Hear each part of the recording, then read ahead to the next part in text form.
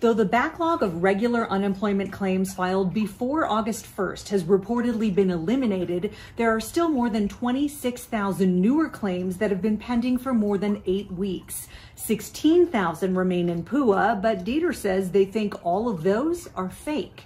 Fraud is the real F word at DETR. It's stymied the system since the pandemic began.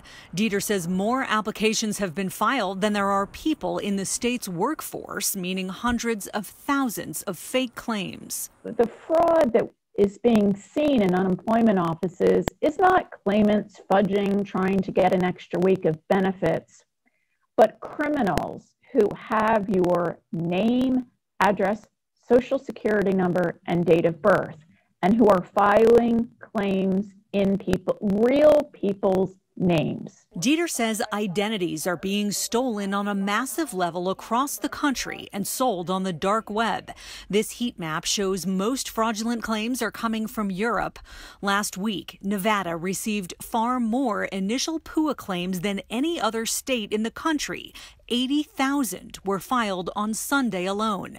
The agency says they're clearly fraudulent claims, and it's time for the feds to step in and take action.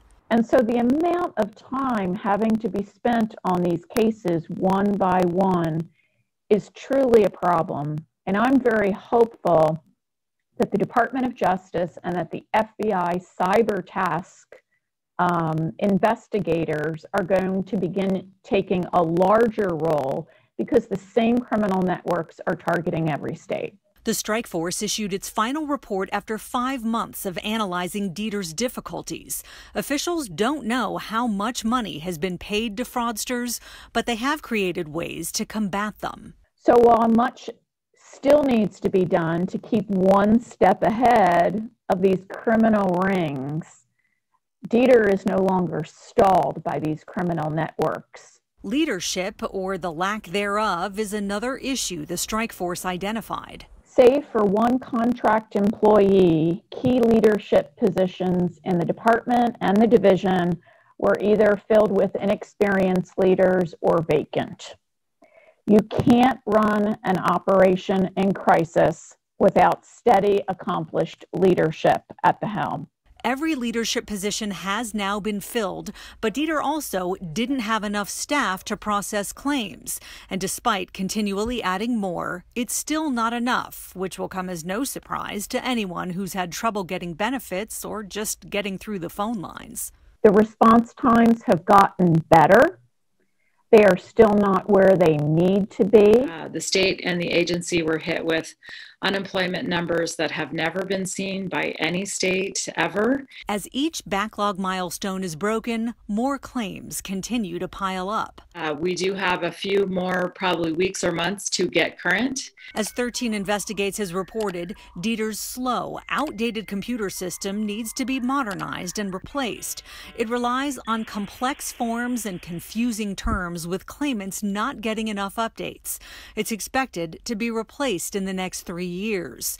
Insiders say something else that may need to be replaced is Bank of America as the state servicer of unemployment debit cards. Fraud freezes that inadvertently swept up legitimate claimants remain a problem. We send over a list of claims that have been released every day to the Bank of America. And then they have to lift the fraud because they have to unfreeze the cards because they're not our cards, they're Bank of America's cards. And my understanding right now is that Bank of America does have a backlog in terms of unfreezing. The appeals process is also backlogged, with nearly 1,800 people waiting to be heard in UI and PUA combined. DETR says it's getting through between 100 and 200 each week and will add more hearing officers by February 15th. Progress hasn't come without pain, but Director Elisa Cafferata says her staff will continue to roll with the punches. And the DETR staff, through it all, made sure that over $8.3 billion in unemployment benefits have gone out to Nevadans in need. A few other things DETR has planned include designating a staff member to be a claimant advocate and urging the federal government to give them early warning on any benefit extensions. The Rapid Response Strike Force's full report, including all its findings and recommendations, are on our website.